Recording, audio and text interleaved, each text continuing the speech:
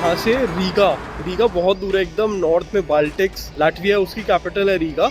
और कितना लंबा इसका रूट है, वियना से ब्रातिस्लावा जाएगी, फिर पोलैंड की ये बहुत सारी सिटीज़ हैं उनको पास करेगी, एंड फाइनली फिर बाल्टिक्स वॉर्सो होते हुए और ऊपर जाएगी, फिर बाल्टिक रीजन में एंटर करेगी और रीगा में जाएगी। ड्राइवर साहब से बात करी, उन्होंने मुझे बताया कि the journey time is 25 hours, 25 घंटे बस लगातार चलेगी। मतलब लोग पता नहीं कैसे ही 25 घंटे बैठेंगे इसके अंदर। हालांकि वॉशरूम एंड सब कुछ होता है यहाँ पे बस में, एंड थोड़े देर में हॉल्ट होता है ताकि आप पैक कर पाएँ एंड कॉमन फैसिलिटीज को यूज़ कर पाएँ। बट यहाँ पे buses are more convenient than sometimes taking a train. Slovenia की कैपिटल ल्यूब्लियाना जाने के लिए मैंने ली फ्लिक्स बस, जो यूरोप की सबसे पॉपुलर बस सर्विस है, और इसके लिए मैंने ऐप पे बुक की 30 यूरोज की टिकट। और वियना के बस स्टेशन पे मुझे मिले राधेश्याम एक बार फिर से। एंड राधेश्याम अपनी गर्लफ्रेंड आन्या को लेने के लिए आए हुए हैं क्रोएशिया से, फाइनली वियना वापस आ गई हैं। तो उन्हें रिसीव करने के लिए आए थे राधेश्याम, मैं जा रहा हूँ एंड मुझे राधेश्याम टकरा गए। फिर हम लोग आन्या से भी मिल गए। Welcome back to Vienna.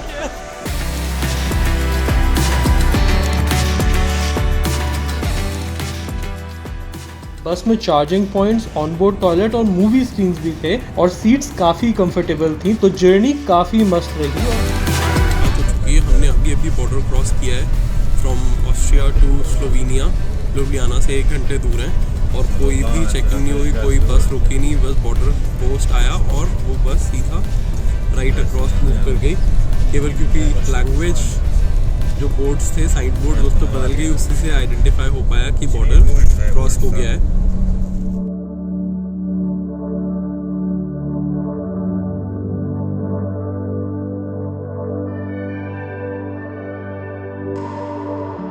मैंने उम्मीद किया था कि मैं उठूंगा और होगा एक झकास दिन, बट अनफॉर्चुनेटली वहां हो गई बारिश। पर क्योंकि मेरे पास एक ही दिन था तो मेरे पास कोई ऑप्शन नहीं था, so I took a city tour without much expectations.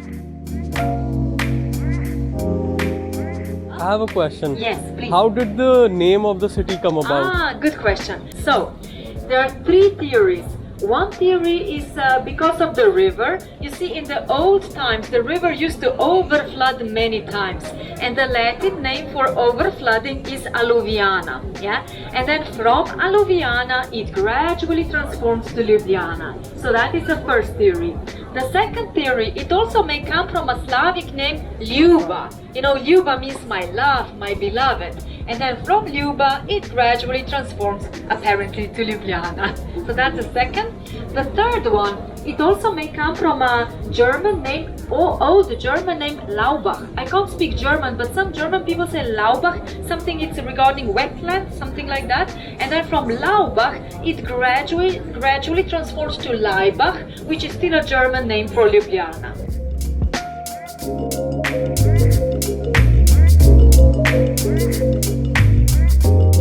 आपने इमोना का नाम सुना है कभी? अगर नहीं सुना है तो मैं इसके बारे में आपको बताता हूँ, क्योंकि ये बहुत ही क्लोजली जुड़ा हुआ है इस शहर के इतिहास के साथ। इस शहर में पहली सेटलमेंट रोमन एरा में हुई थी, जिसका नाम था इमोना। एड्रियाटिक सी से दनूब रिवर के ट्रेड रूट में पड़ने के कारण धीरे धीरे ये शहर रिच और प्रॉस्पेरस होने लगा।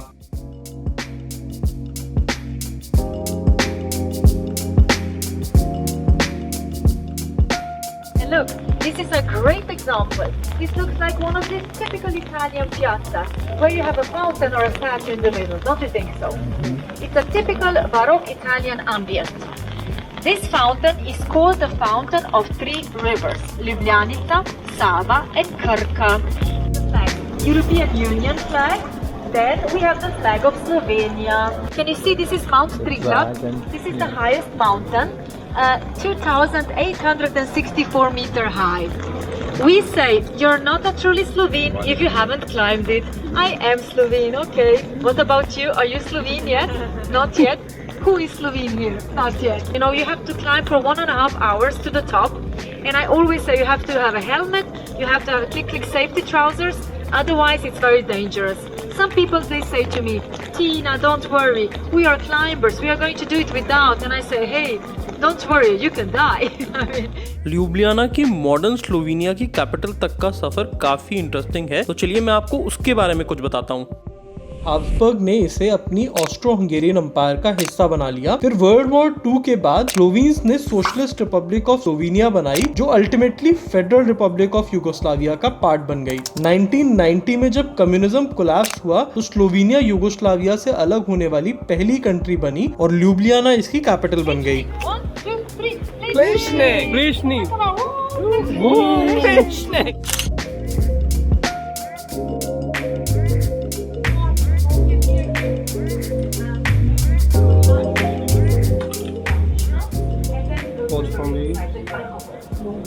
ब्लूबेरी लिक्वर बहुत टेस्टी है, ब्लूबेरी का टेस्ट आ रहा है। इतनी तेज बिजली कड़क रही है यहाँ पर, बहुत बहुत बहुत तेज बारिश हो रही है, बहुत तेज बारिश हो रही है।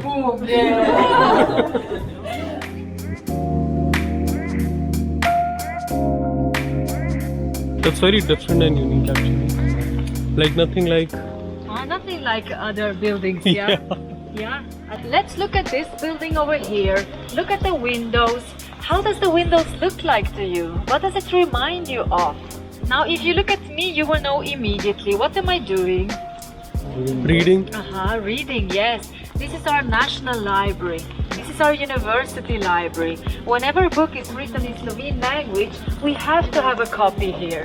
हमारा टूर तो खत्म हो गया बट बारिश खत्म नहीं हुई है, बट थैंकफुली थोड़ी देर के लिए रुक गई है, तो मैंने सोचा आपको ये बिल्डिंग बाहर से ढंग से दिखाऊं और इसके बारे में थोड़ा सा बताऊं। ल्यूब्लियाना यूनिवर्सिटी की मेन बिल्डिंग एंट्रेंस है ये, और ये 3 लाख लोगों का टाउन है। टाउन कह रहा हूँ, सिटी नहीं कह रहा, बिकॉज 3 लाख बहुत छोटा है specially for a capital city. And उन 3 लाख लोगों में से 70,000 लोग एक्चुअली स्टूडेंट्स हैं। पूरे स्लोवेनिया से यहाँ पर बच्चे पढ़ने के लिए आते हैं। हर तरह के कोर्सेज यहाँ पर अवेलेबल हैं and it is free for everyone, for the domestic students as well as the international students. But यहाँ थोड़ी सी प्रॉब्लम है, यहाँ लोग बहुत एजुकेटेड हैं, एटलीस्ट हमारी गाइड यही बता रही थी। ज़्यादातर लोगों के पास मास्टर्स है, बहुत सारे लोग PhD भी करते हैं, बट यहाँ पर जो प्रोफेशन में वो पढ़ाई करते हैं उस प्रोफेशन में उनके पास जॉब्स अनफॉर्चुनेटली नहीं मिल पाती हैं, बिकॉज इकोनॉमी उतनी डाइवर्सिफाइड नहीं है।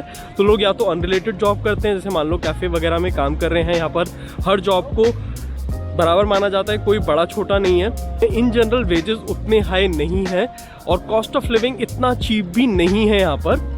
एक और इंटरेस्टिंग चीज़ बताता हूँ आपको ल्यूब्लियाना की स्टूडेंट लाइफ के बारे में। यहाँ पे जितने भी कैफ़ेज़ हैं वहाँ पर लंच टाइम में स्टूडेंट्स के लिए 60% डिस्काउंट होता है। मतलब गवर्नमेंट जो है वो सब्सिडाइज करती है स्टूडेंट के लंचेस।